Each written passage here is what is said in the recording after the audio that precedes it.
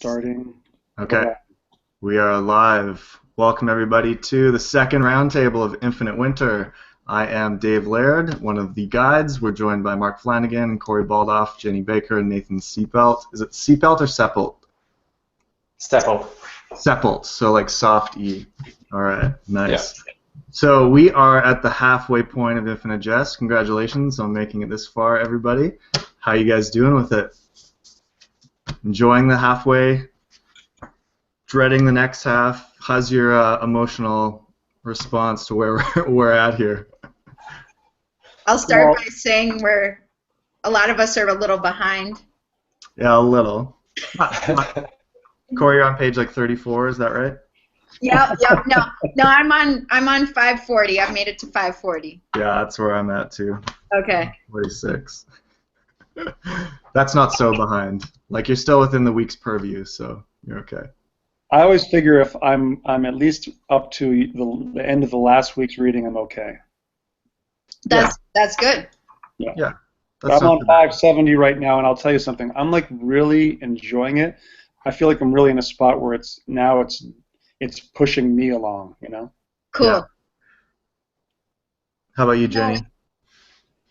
Yeah, I'm feeling good. I'm about where Mark is, about 560, 570. I definitely think having to write the post each week is the impetus to keep reading. So, definitely for those of you who are just reading along, I totally don't blame you if you're like 100 pages behind, because I would be too if I didn't have to write the post. Yeah, because we have homework as the guides, it's definitely propelling. I agree. How about you, Nathan? What's your emotional state? Well, I tend to start every day by spending about 30-45 minutes on a single page of the book. So I'm finding the schedule pretty crashing at the moment. Pretty crashing? So I'm not quite where Mark and Jenny are. Yeah. I think I'm about 530 at the moment. Oh, yeah. But I've just gone through some of my favorite passages in the book, so I'm in a really good place too. Nice. What are some of those specifically? Oh, I think one of my favorite sections is Hal's history of finding in fields and the decline of broadcast television and advertising. Just all those jokes about the tongue scraper ads and on a slightly more gruesome level, the Shattuck Centre scene where Gately is cleaning up with Stavros, surrounded by these guys who suffer every kind of disease imaginable, specializing in those that are repulsive. Yeah. I think one of the funniest lines in the book. Psychologically, spiritually horrible or something like that? Like spiritual is in there as part of the description? Yeah. Yeah, that's pretty gutting. That scene is gross. I'm writing I have a chapter on Gately in my thesis, and I quote some passages that are particularly abject from the Shattuck Men's Shelter. As part of what I'm arguing about Gately's recovery. And yeah, it's pretty visceral stuff, man. Has anyone read your thesis and reacted to those quotes that hasn't read Infinite Jest?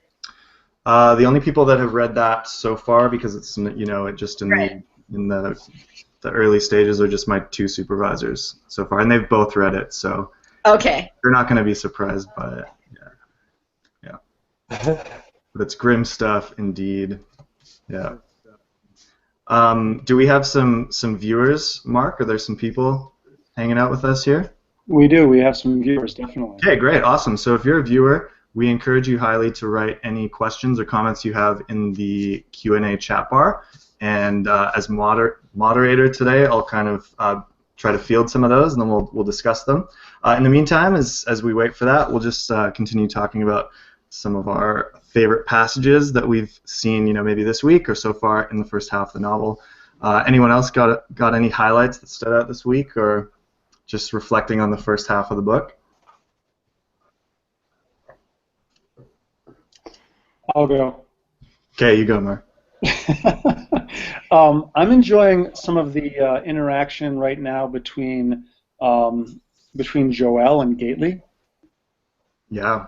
I think their conversations are really interesting, and you see this sort of progression, in their relationship, and this, little bit of banter back and forth. I just read the part where she gives him a hard time about the the Boston R's. She says, say hard. It's pronounced R.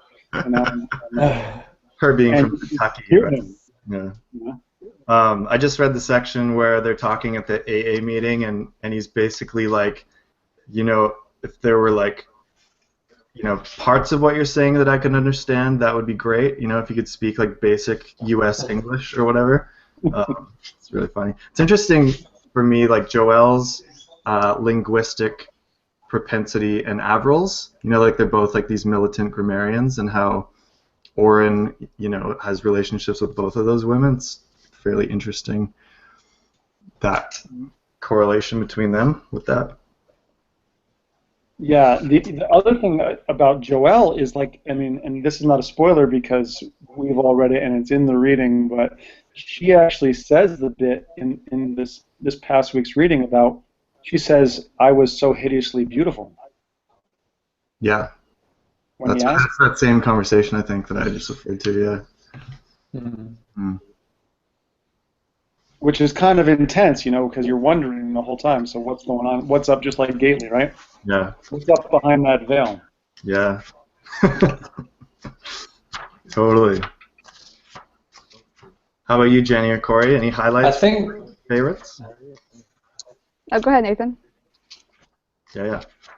I was going to say about Joelle and like the whole is Joelle hideously deformed or hideously beautiful thing is a major question that runs through her storyline, and Jenny's post this week I think helped me see that question in a different light when she talked about Pat Montesian. Is that how it's pronounced? Montesian. I think it's Montesian, maybe. That's how Matt Booker pronounces it, so I'll go with that. He probably knows best. Yeah. He is on when Jenny was talking about her being described as both pretty and not, it realized that thinking about Avril being either hideously deformed or hideously attractive is not the right way to think about it. I think it's more a both and thing. Oh, so it's a false dichotomy. Huh. With Madam P. Yeah. On that dichotomy side, Nathan, I really liked your post with music and kind of hearing how you hear Madam Psychosis, or as close as you can get, but sort of admitting it's tough to do. I really enjoy thinking about Mario listening to her, and Dave brought that up earlier. And I'm having trouble this round because I'm having to really grapple with the idea that I knew that Mario wasn't exempt from addiction, but I'm like having trouble enjoying him listening to her because now I think he's addicted to it. So Mario being fallible is a new concept that you haven't thought of before? No, I knew he was fallible, but I didn't have I didn't have such a specific example. Yeah. Yeah. And I like the kind of like psychological pain and distress that you can see him going through as he's, having to listen to this fill-in. Withdrawing. Yeah. You guys probably aren't familiar with this as Americans, but there was a radio host on Canadian Broadcast Company, CBC. It's like the national radio of Canada. And there's like CBC 1, 2, and 3, and CBC 2 would come on like late at night. And there was this host years and years ago named Patty Schmidt, and her voice like is exactly how I picture Madam Psychosis. It's just like if you can find audio clips of this particular Canadian radio host, like it will just nail Madam Psychosis for you the way she talks. It's awesome. I think it depends how far they went back, but I think it would be easy. I actually listen to CBC radio all the time because I'm right across the water, so I can pick it up.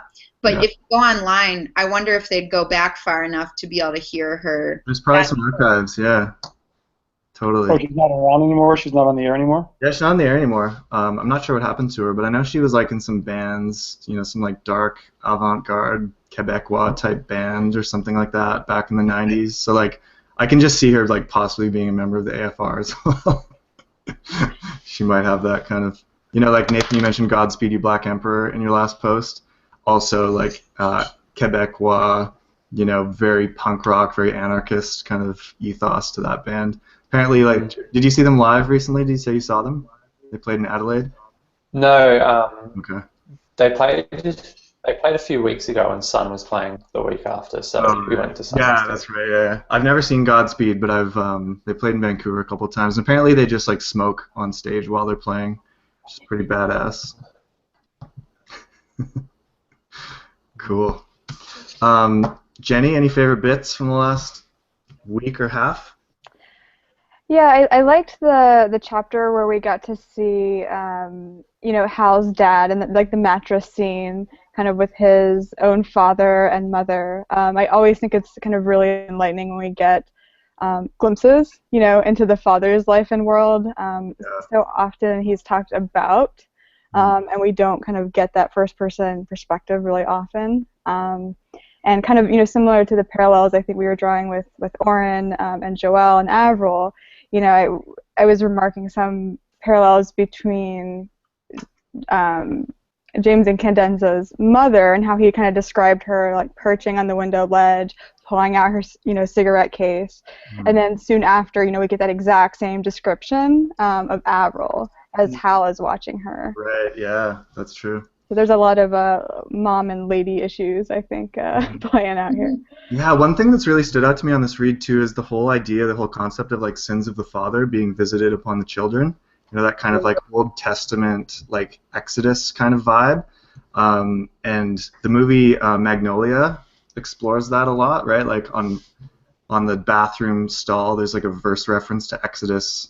Can't remember what verse it is exactly, but that verse is like the sins of the father will be visited, and that's like, so you have the great grandfather Mario, right?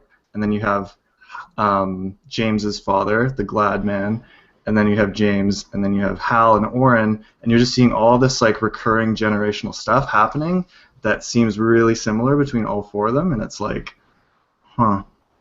So that's something that's really stood out to me this read that I haven't really caught before.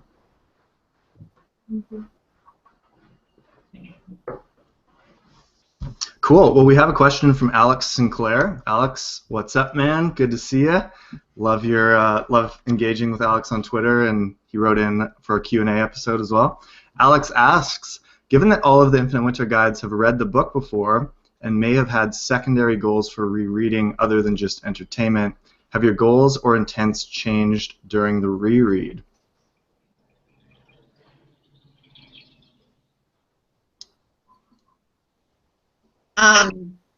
Well, I've been trying to create an animation where every 100 pages I have the book professionally photographed. Mm-hmm. And so I had this, like, I started before I even knew Infinite Winter would exist. And so I had this fantasy that I'd be able to keep up, and I'd be able to post these every 100-page build-up of tabs.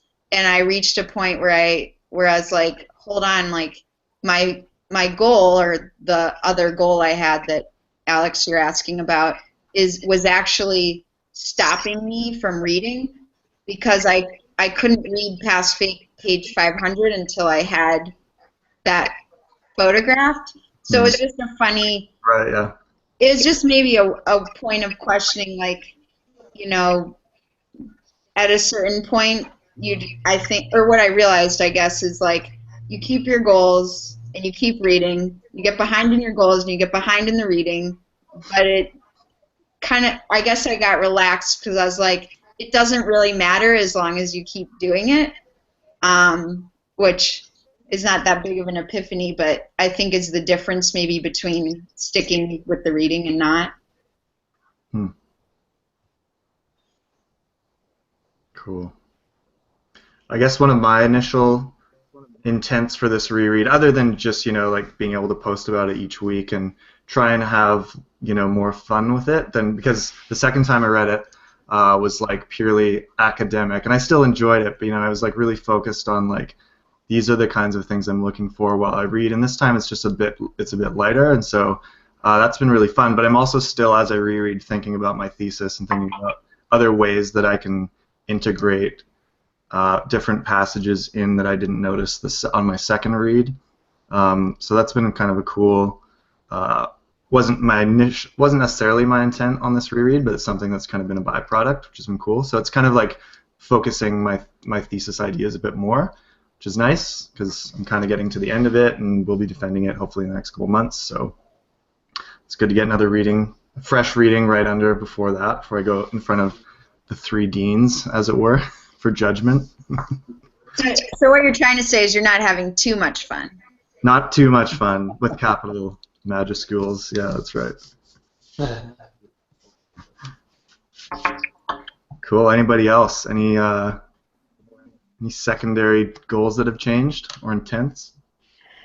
Well, yeah, I think, like when you're reading it the first time, you're just so caught up in just trying to even like figure out like what is going on here, and kind of work through the parts that you don't understand. So certainly, I think the second read, brings a lot of clarity in the connections, and you start seeing, the people and the themes, how they intersect a little bit more clearly. For me, I'm so fascinated in just looking at kind of patterns and language throughout the text. So I think this week's post on like the left-right thing is an instance of that. Yeah, that was cool. I have a PDF of Infinite Jest, and I also have a concordance tool that kind of allows you to kind of search through the text and see different patterns and things. Yeah. So whenever I kind of notice, like, it seems like they've been using this word a lot, right, or this kind of sentence structure a lot, I always like to plug it into the tool and see kind of how often that appears through the text. Oh, that's cool. So the left and right thing is amazing. Like when you do a search for left and right throughout the text, I mean the number of times like that those terms are used kind of in that way about that duality between people is pretty fascinating. Wow, that's cool. Like I almost wish I had a PhD or a thesis that I could go spend some time writing. Start applying this stuff too. Yeah. Well, you call it a concordance tool? Mm-hmm. What is it? Oh, so a concordance tool is just like a digital tool. A lot of times they'll use it to scan through text to make like indexes in the back of books, right? To kind of count how often and where different words and phrases appear. But you can also use it to search for like word patterns. So you can run a text through and you can kind of see, okay, well, how many times does Wallace say, and but so, or, Wow. any word or phrases. And it will also kind of show you patterns in the text so you can see like what words most frequently appear like alongside other words. So cool. It won't delineate like parts of speech though, right? It doesn't have like a database that allows for that, right? No, it does, yeah. So it compares it to some corpus in the back end that knows like what are all the nouns, what are all the verbs. And so you can kind of slice and dice it that way as well. Oh, that's cool. Can you send me that PDF after this, Jenny? I have it on iBook, but my iPad is like so bogged down. I think because of Infinite Jest, like takes up so much memory on it that if I try to search a word, it takes it like literally a minute before it like thinks and then gives me results. Just like so PDF would be great. Will do. Have you guys seen that shirt online that says, I think it's like Hal and Gately and Joel and but so? So like Hal ampersand, and it's pretty clever. It's pretty good. That's awesome. Yeah, saw it a long time ago and it stuck with me. Should get it. Cool. Anybody else on their goals? Yeah. So I'll echo what Jenny said a little bit. The whole second reading thing. Obviously, totally different, right? Because you kind of have a clue, a little bit of a clue. Yep. Yeah, the clue helps. Yeah, but for me, the writing about it, the actively reading and being a part of this, having this weekly assignment that we do and staying up and having to think about it and really reading it way more actively than I read the first time is amazing. Also, feeling a certain sense of responsibility to be, at least a huge percentage engaged, in the text and the discussion and stuff. I'm really enjoying just having a lot of people reading along with us. Mm-hmm. That's been a blast for me. Mm-hmm. That's cool. So, Mark, in terms of numbers, I couldn't really figure out the diagnostics thing you sent, but approximately how many people do we have checking in on the site each day? just to give us an idea of like the community that we're hanging out with? Yeah, good question. So I send you guys the analytics. I'm not sure exactly. I'm hesitant to quote it on video right now because I'm going to be wrong. Oh, I'd be totally wrong. that's all right. Cool. But there's like 800 people like this page on Facebook, right, or something like that. I think I just saw that. I'll defer to Jenny. Oh, I'm not sure about Facebook, but where I've been really impressed is actually on Reddit. So I've got it pulled up here. We've got 765 members on Reddit, which is almost really close, if not slightly more, last time I checked, than the Infinite Jest Reddit. So the fact that the Infinite Jest Reddit has been around for so long. All right, so I just pulled it up. I lied a little bit. Okay, they have 816, but we're close. So given that that one has been around for a long time, and we were able to so quickly build up a community around Infinite Winter, that's awesome. it's a great to me. Yeah. Cool. Fun. I think we have like close to 1,000 on Facebook. I'm not sure. Yeah. That's great. Reddit's kind of the one place that I haven't been that much. Like I go to the Infinite Winter site, read the posts every day. Lots of stuff on Twitter, but I just haven't had tons of time to check out all the Reddit stuff, so I'm way behind in that. So I apologize for if you've said anything to me on that. Me too. I've been terrible about Reddit. Yeah. There's a lot of balls in the air to juggle, and so I've sort of missed that one. Cool. We have another question from Kara Seppelt, and this is Nathan. This is your mother-in-law, is that right? Yeah. Cool. Okay. So her question has to do with how do we reconcile Wallace's interest in mindfulness with the need to get beyond thinking to play tennis well. For AA members, how they're encouraged not to think too much about their support networks and the tools that they need. So I think sort of she's asking about the idea of being intentional and mindful versus things that are just automatic and rote. Would you say, Nathan, that's sort of what her question's getting at?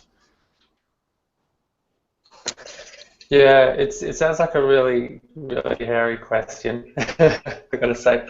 I think it probably comes down to presence and like different approaches to being present in a situation, whether presence is something that you really actively work at through mindfulness and choosing how you think about the situation that you're in, versus the kind of presence, say,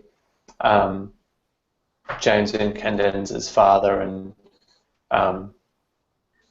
Stitt talk about, where you're just bodily present and you occur and it's an immediate kind of presence. Yeah, you occur. I love that line where I think it's Stitt tells Hal that he didn't quite occur out there on the court. And Hal's like so haunted by that word, occur. So when Wallace and his characters talk, You could go ahead with your thought. I was just wondering if you could talk about how much you think or don't think when you're working on your daily drawings. Do you enter a fugue state? Or?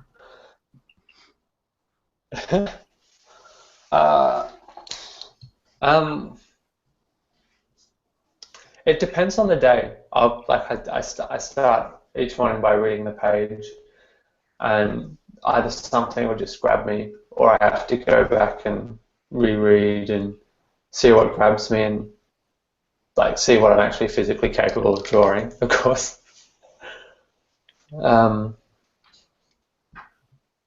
it depends every day. Back to this presence and mindfulness thing. What do you guys think? Yeah, so the AA comparison is interesting to me because, so on one hand, we have that great section where I forget who's talking at this point, but they're saying, it's like making a cake. It's a cake box, right? You just got to follow the directions sometimes. But then, you know, so that's kind of the kind of the automatic not thinking type of suggestion. But you know, at the same time, especially when we look at these AA meeting interactions and conversations, to me that does seem very mindful in a way. You know, because there's a lot of like be here now, like be in touch with your feelings, like whatever you're feeling or thinking, just like say it and get it out and kind of be true to that. Mm-hmm. So in the AA example, I see a little bit of both ends. Mm-hmm. Yeah, like practically that's true for the way that they interact with each other, but like philosophically, you know, just trust that it works. You know, like you don't have to think about why it works, it just does if you do the things. It's a weird binary, it's a weird tension that Kara points out. I think that's interesting. It kind of reminds me a lot too of Wallace's Kenyan speech, right? Like the whole thing about being really present and aware in a way that you notice people and can serve them, and that's where real value and meaning comes in life.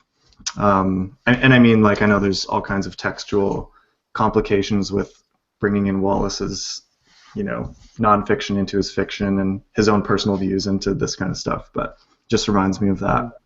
It's kind of a touch point.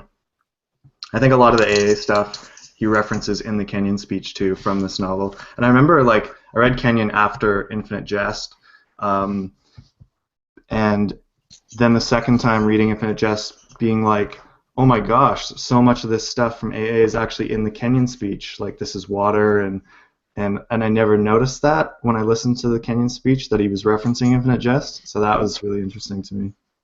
So that's what I wrote about like last week. Yes, right.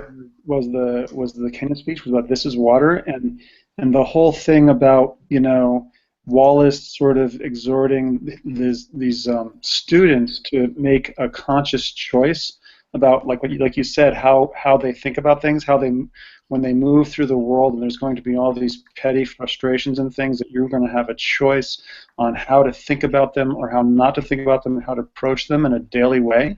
Mm-hmm. And I think that, I mean, that to me is the mindfulness, you know. Mm-hmm. Also, and frankly, so I was going to talk about this too in my last post, but I decided not to, and I didn't make this comment in the post, but I was sort of leaving it for Nathan, based on the fact that the last post I wrote, Nathan like bounced off it by saying that I took his topic. Oh yeah. That's funny. But I should have said something about it. But was in the same sort of span in the reading was the bit about Stitt's second world. Like, remember he says like you're a citizen, become a citizen of the. I think it was like a citizen of the second world, citizenship in the second world. And to me, and I could be totally off base here, but to me, there was a mindfulness element to that, like. He was talking to all the, you know, the boys on the court, and he was basically saying, you know, I think someone was crying about the cold. Oh yeah. Yeah. Yeah. And so he's like, what? Kyle, maybe? Yeah, maybe. I remember character. Yeah, that sounds but right. He was like saying, you know, you have to be what's going on in the outside world is not important. You need to be like you have to have, I don't know, you have to, I don't remember it exactly, but you have to, it was, to me it was a thing where like no matter what's going on outside, you have to have your internal thing wired and straight so that you can deal with it. Mm-hmm. I'm glad you're bringing that up, but sorry, go ahead, Nathan. I'll remember. So their shit is like talking about the place you occur is in your head. So I guess in your consciousness rather than occurring out in the external world. Maybe you have to occur in your head first. Yeah. It reminds me of Tavis talking to Tina Echt in the office about how they're going to pull her head apart, or pull her skull apart, and then she just totally has a meltdown, and he's like telling her that she can come sit on his lap and his non-threatening lap, or however it's described. So funny. But yeah. I was going to say, Mark, that scene you brought up, that was the first time I really thought of the cover that Wallace wanted to be the cover that was seen as like too esoteric with the man with the megaphone in the crowd. Like I thought of him up there kind of guiding the players, and the quote, Mark, that you just brought up, citizenship of the whatever that quote is about citizenship, I was like, whoa, that's why Wallace wanted that as the cover. You think, could that be? I think that probably has something to do with it, yeah. That image of Schtitt up on like the crow's nest, smoking and just barking orders. Yeah. Isn't that that cover from a movie? Didn't Mike Miley write something about that being yeah, he did. Can't from remember. film? Yeah, it's from the is it Fritz Lang film Metropolis? Yes, that's right. Cool. Which the Incandenzas have a poster of. Right. Yeah. Yeah. Where does that come up, Nathan? The poster? I think a couple of times. I think it comes up first in the Hal eating mold scene, or one of those types of scenes where they're talking about the childhood home. Huh. And then later in the book you see it in Avril's study or something. Oh, In right. Headmaster House. Cool. This question of mindfulness kind of and emotional response kind of goes to something that us guys were just talking about right before we started recording. Is something fun to talk about here today would be what is kind of our emotional state or mood while we've been reading the book in the last couple weeks or few weeks, and we talked about a few particularly horrifying passages that stood out to us. Like for me, I think one of the worst ones we've seen so far is the one of the woman smoking like the 8-ball cocaine rocks in the motel room and giving birth to the stillborn child and carrying it around with her while she's turning tricks, and the smell getting worse and worse. But this book does a lot of really interesting things with mood, I think, like just from like a personal affect level, where you're reading it and one scene is hilarious and you're laughing out loud in a room by yourself, or maybe even in public. That's happened to me too. And then the next chapter will just be absolutely like just ghastly, and you're just like so appalled, and you've never even conceived of something so horrifying in your life. So there's kind of an emotional tennis match that this book produces in me with respect to affect. How about you guys? Any comments on your own mindfulness as you read? Well, I've just gone through like a lot of things of Randy Lenz walking the streets doing terrible things to suburban animals. So that's definitely. I mean, like I said, the first time through, I was really disturbed by that. But this time, knowing that it was coming and starting to, actually even like watching Lenz ahead of time, like actually already having insight into his character before that ever happened, 500 some odd pages into the thing, already having met Lenz and having looked at him about the thing about the time and asking about the exact time and his organic cocaine and all that, like powdered wig, yeah. He is a wow, wacko character. He is. And this also goes to a question that Nathan just posed to us before we hit record too. Is Randy Lenz the most despicable character in the novel? Because I mentioned that I think he is, but Nathan says that he loves Randy Lenz. So Nate, what's your take on Randy? What are we missing here? I don't know. I just find Randy absolutely hilarious. When he's walking along with Bruce Green and he's high off his mind and he's grinding his teeth and talking about a million different things at a million miles an hour, I can actually people doing that and like talking that much shit. There's something that feels very real about Randy Lenz, which is one of the reasons I like him. Yeah. Yeah, I think with him, like so many other characters, like our first glimpse of him is, really horrible and like a really unsavory character. But there's a part as well, kind of near the section Nathan is talking about, where he's wanting to get rid of Green because he wants to go kind of do his animal thing, right? But like Green is tagging along with him, and he kind of has this big back and forth about, well, how do you tell this guy that you really like him without making it seem weird? And I think there's some very human characteristics. I mean, obviously he's kind of on drugs at the time, but I mean, we all think that, right? Like, we all kind of go through some of those same processes, independent of substances. That's fascinating. That's actually, when reading that, Jenny, that was exactly what I was thinking. It was when he was going through that mental battle of like, he's a good guy, and I don't want to piss him off. I don't want him to think that I don't want him around, but I got to do my thing. I started thinking, this is the thing about Wallace and this book and these characters, is that no matter how unsavory they are, they're like still human. Yeah. Mm-hmm. When we were talking to Robin O'Neill for episode 3 of The Great Concavity, she said, one of her comments she said was that she loves this book so much is because she can see herself in so many of the characters. Like, in there, she sees her humanity in their own. And I jokingly said, what about Randy Lenz? Do you see yourself in him? But, like, we sort of can. Like, maybe we're not going around killing neighborhood felines, but, there's, like, we're all deeply fallen human individuals, and so our humanity kind of goes through the whole spectrum of all these different characters, right? Yeah. There's a question actually about that.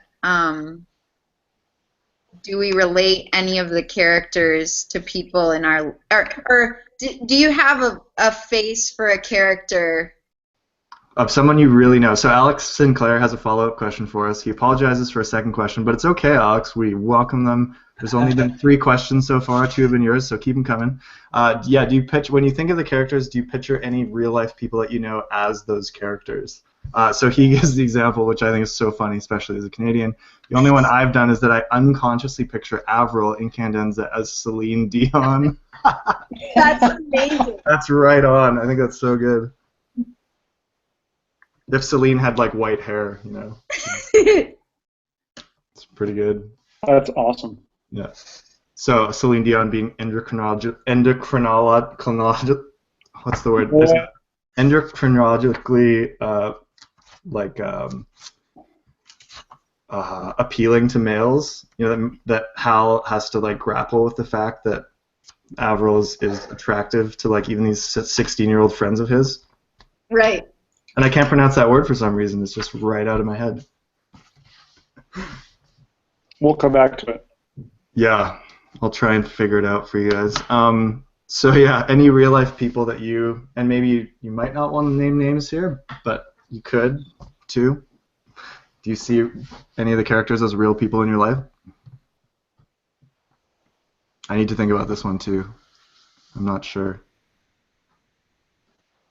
I think when I don't actually see the closest I can come is when I responded to one of Nathan's posts about his drawing of Marath, that I saw Marath as, like, I don't know why, but I see the face of Salman Rushdie. Yeah, I can see that. That works. Except, Salman Rushdie without legs, sitting in a wheelchair on an Arizona bluff with an automatic weapon in his lap. Yeah. So. Yeah. If we're going to talk, like, casting-wise, if we ever saw Infinite Jest, a Netflix original. Yeah, if Michael Schur puts it out because he has the rights to it. I could. Recently, I've kind of been seeing, like, Channing Tatum in a Prince Valiant as Gately. Oh, yeah. Huh. Yeah, I can see that. That could work. He's maybe a bit too handsome to play Gately. I don't know. His head's not square enough. But, like, do you know any people literally square heads? I don't. Little makeup. Yeah, oh yeah, sure. Yeah, they could work their magic. I just thought of, on Twitter, there are a lot of people that I think go by Madam Psychosis or Joelle. Like, she's often referenced, and I noticed that I sort of look extra closely at their avatar or portrait, and I think, is that what she looks like? Like, I take it really seriously. I'm like, is that Madam Psychosis? Mm. Like, there's a woman that I think she's actually at. Is she at the Ransom Center now, or was like maybe a month ago? Oh, yeah, That was like a month ago or something. She could be a decent match, I think. That's a very nice compliment. Or not. We don't really know. Right. Well, true. There is a veil. Yeah. Who can say? You know the movie A Beautiful Mind? Yeah. Who's the woman who plays the wife in that movie? She could be Madam Psychosis, I think. Oh. Jennifer Connelly. Yeah. Something about her face I could kind of see as playing Joelle. Interesting. This is really unfortunate that sorry, Jenny? Oh, no, go ahead. This is really unfortunate, but one of the mental associations I get whenever I think of like someone playing Madame Psychosis in a film or TV adaptation is Wilson, the neighbour from Home Improvement, whose face is always hidden behind their fence. Is that guy playing her? Anyone remembers that show at all? Awesome. I love it.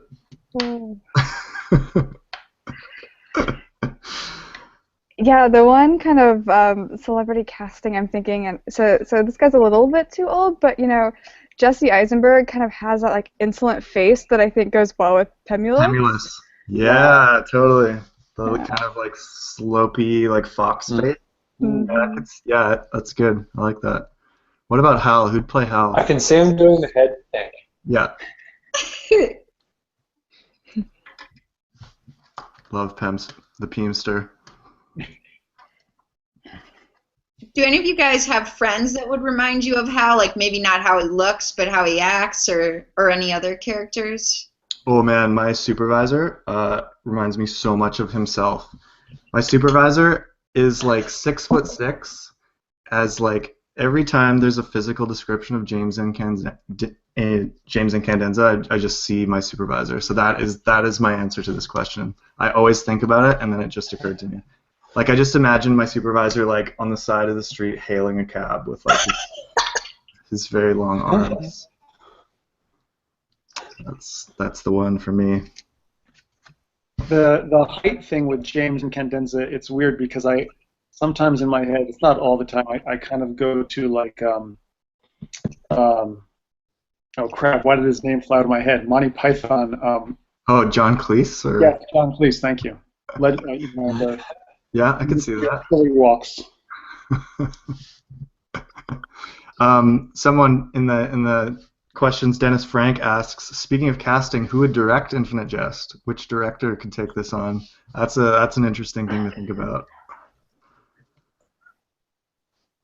Part of me wants to say, you know, maybe like Paul Thomas Anderson could do it because, you know, he's done like very long thematic dramas with The Master and Magnolia, and he was also a student of Wallace's, so that could sort of help.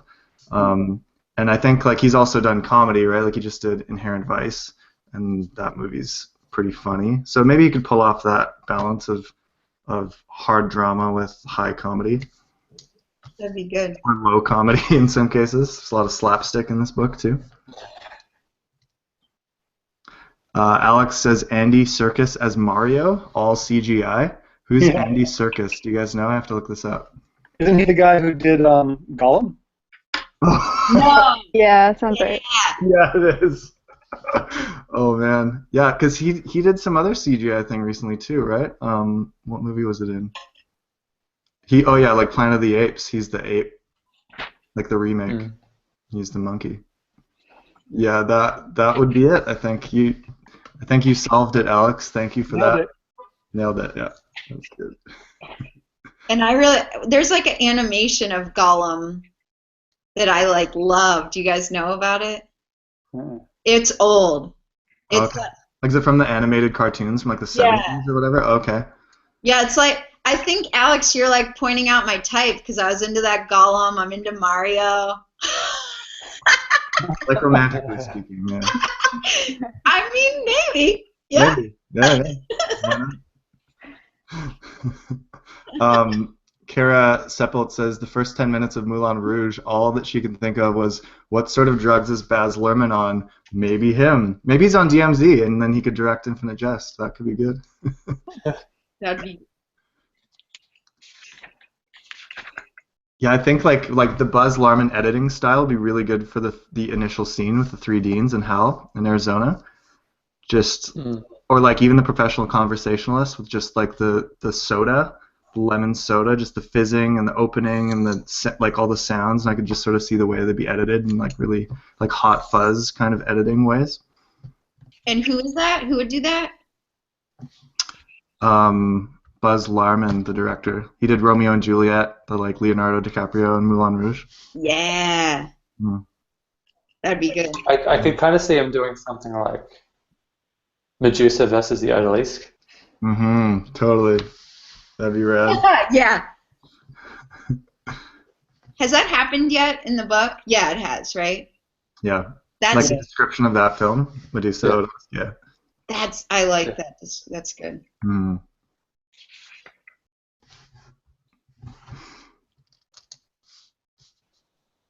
Okay, so someone just brought up slapstick, and it sent me into like a deep dive into my book here to see where I wrote in the margins slapstick, and it was it was Glenn brick section.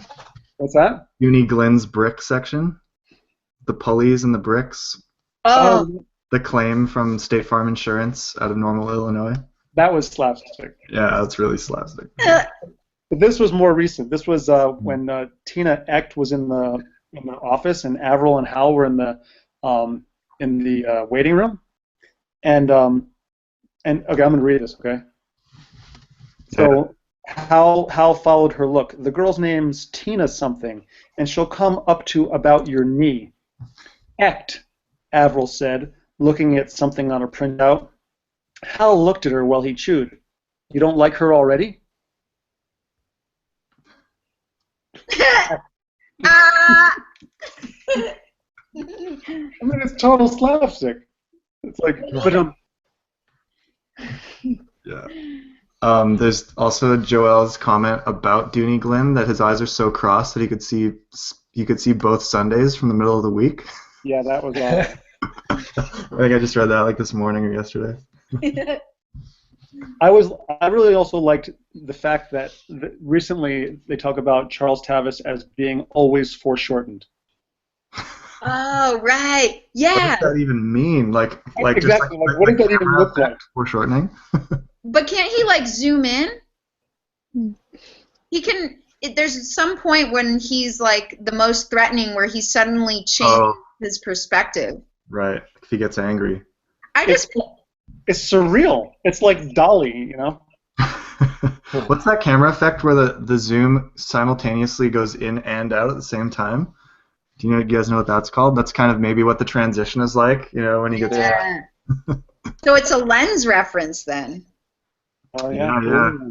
Oh, yeah, and similarly to speaking of how I picture himself as my supervisor is also like a film studies guy. Like he teaches like Canadian film, doc film. He's like all into like mise en scène and like that kind of stuff. And I actually took a class with him like 8 years ago in my undergrad, Canadian film. So like all those things just keep reminding. Kara says that Quentin Tarantino could direct the Randy Lenz scenes, which oh my god, apt.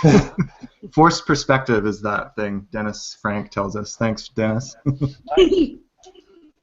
I like that idea of different directors taking on different parts. That'd be awesome.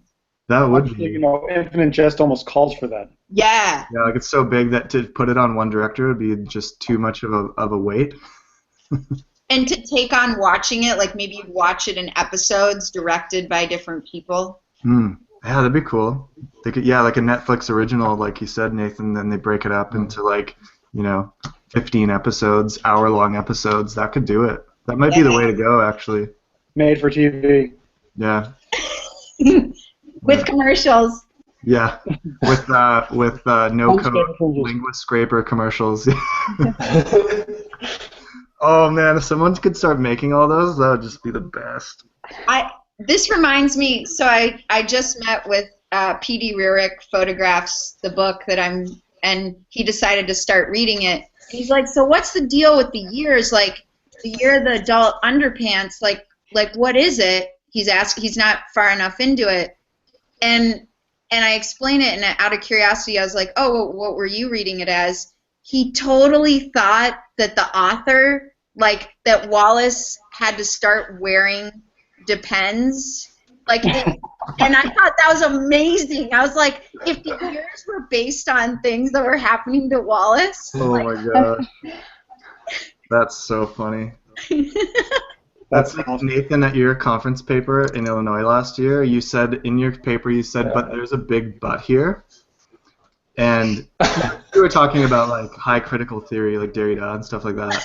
And then in the Q&A, jokingly was like, I was like, was that a reference to the Statue of Liberty? Because in the medical attaché section, there's a comment that she at Statue of Liberty is wearing a Depend adult undergarment.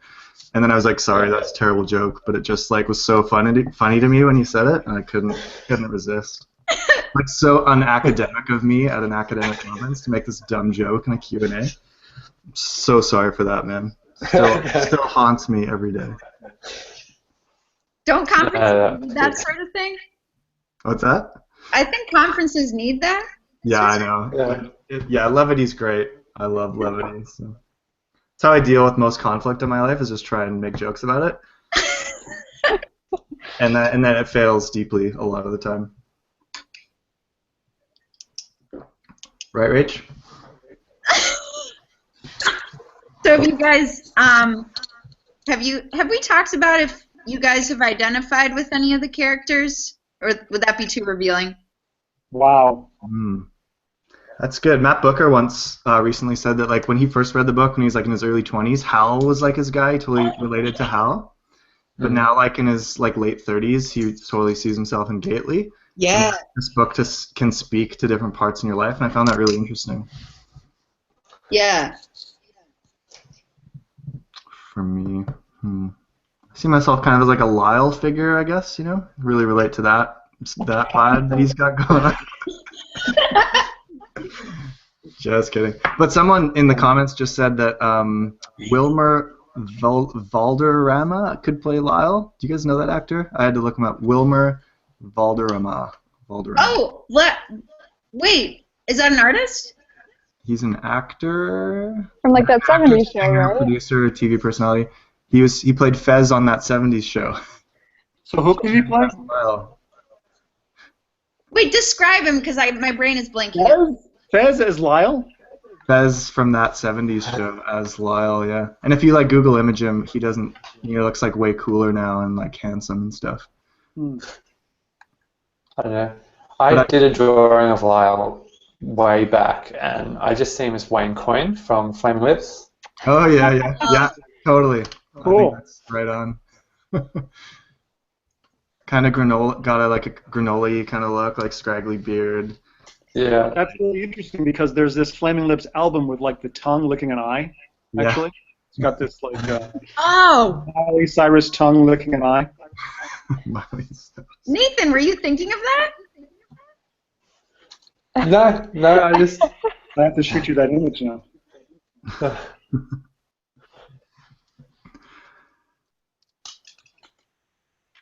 Jenny, anyone you see yourself in? Ask it again. I said, Jenny, is there any character that you sort of like relate to or see yourself in? Yeah, I think that's tough. Yeah. There's not a single character that comes to mind, but I think as we go through all of these characters and we see kind of those real human bits of them, for a lot of these characters, I find myself nodding and saying like, yeah, like totally, like I get it, or I had those same thought processes before. So it's maybe not a specific character, but just kind of those type of inner reflections. Yeah. How Wallace captures the voice inside your head, as people like to say. Yeah, exactly. Yeah, totally. Especially like the Erdedi section right at the beginning where he's waiting for the woman who said she'd come. I just listened to that on audiobook last week, and that part like just nails so much of the human psyche, and like good luck trying to read right now, you know, when you're waiting for something you're so anxious about. Like, yep, that is impossible. You know, like he really captures some of that stuff so well.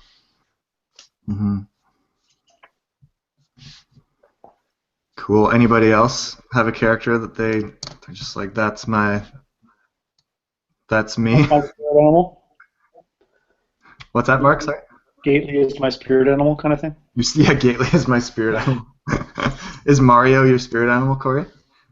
I think he might be mine. Yeah, I think so. Yeah. In the sense that, like, I wish I could be more like him, or that's what I aspire to be. That's true for me. Yeah, I think at my best I'm him, but at my worst I'm. Oh, I can't talk about this yet. Never mind. Spoiler alert. Ugh! Sorry, everybody. Stay tuned. That's awesome. So we're getting pretty close to the end here. We're finishing up in a few minutes. Is that still the? I mean, I could keep talking for hours, but I know people have things to do. If you're watching online, if you have one last question for us to address, now's your chance to get it in there. I'll be watching that. Any sort of final thoughts from you guys on the halfway mark, or any encouragements for the community about going forward, you know, into part 2? Any insights there? Silence. I want to say thanks to everybody who's posting things online. I'm learning so many things that I didn't get in any of my other reads, and I think it's been reassuring for me just on a human level that people are getting in on this, and it's cool to read what you guys are writing and obviously putting a lot of thought into. And I'm kind of thinking, like, how awesome, Mark, that you sent me an email to do this. Like, it's cool. Yeah, you know, honestly, like, agreed. I want to thank, first of all, you guys, because I am learning so much just from the daily getting up and looking at another awesome post that is, you know, teaching me something I didn't think of. And also, there's sort of arising, I guess, you know, this core group of people who've really been active through the whole thing, and a lot of others too, just in the comments and on Twitter and all kinds of things that are just really making this like a very three-dimensional experience. Yeah, that's rad. Every morning when I wake up, looking at Infinite Winter is one of the first things that I'm excited for. It's like, oh man, what's it gonna be today? What is the guide gonna say that I totally like had no clue about, or like, wow, what a cool insight. Never thought of that before. It's been really fun. So thank you guys for your work. Love reading it. Yeah, not just the posts, but the comments on the posts and on Reddit as well. Like, there have just been so many things that have blown my mind and new things that I've discovered. Awesome. So good job, team. Keep it up. Mark, I think you kind of made the comment before we started recording that we're kind of at a point in the book now where you feel like it's kind of propelling itself. The reading's propelling itself. That now we've kind of like gotten so much of a sense of the universe that Wallace has built and the characters and sort of what motivates them, that now it's just like now everything that we read is just is there's kind of an engine that's really going now, and it's driving itself. Like now I want to like read more, and it's not so much work anymore.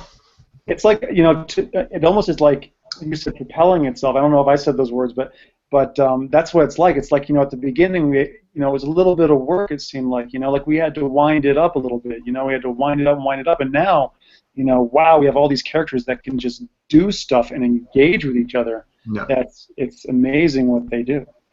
We're starting to see the ways that the characters link together, even in like really obscure ways. You're like, oh, there's a character from 200 pages ago that was like very minorly mentioned. That's now like Tony Krause or what is it? Roy Tony. Roy Tony, yeah. Who's in the When scene. he got in Eridity's face.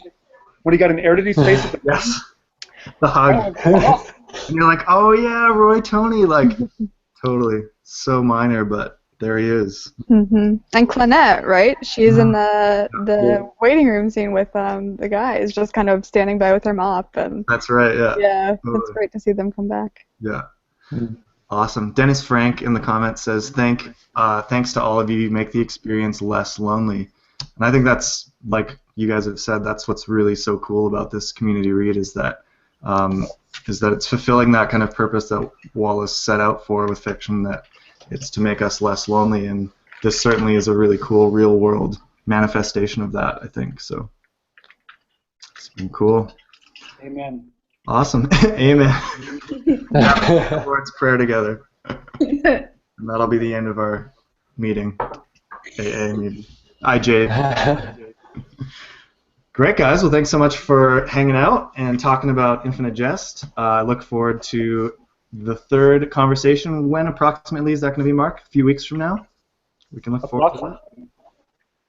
Sorry? Yes, approximately. Approximately a few weeks from now. Great. So hang in, keep reading. We'll talk to you guys real soon. Thanks, guys. Thank you. Thank you, everyone.